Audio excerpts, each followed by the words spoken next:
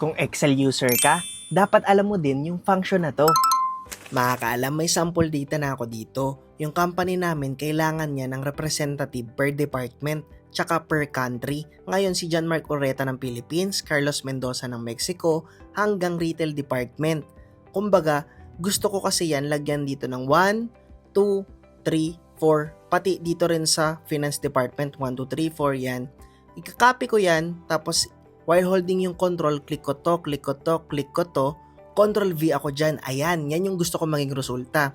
Kapag ganyan pa rin yung ginagawa mo, tuloy mo lang. May tuturo lang naman ako na other way. So dito, hinighlight ko to using Control G. Click ko lang tong special. Click ko lang rin tong blanks. Tapos dito, naglagay ako ng function ng N. Parang i-convert yung value. Tapos yung value natin ito, close parenthesis, nag plus 1 ako dito. Okay. Tapos Control Enter ka lang. Yan ay maging resulta. Ganun lang din. Nakita nyo? Ang galing, di ba? Okay na okay to kapag mga may bulk data ka. Ngayon, ulitin lang natin. Equals N, tutok mo lang dito, close parenthesis, plus 1. Kapag hinit enter mo yan, yan lang yung magiging resulta. Dapat control enter yung gagawin mo doon. Ulitin natin.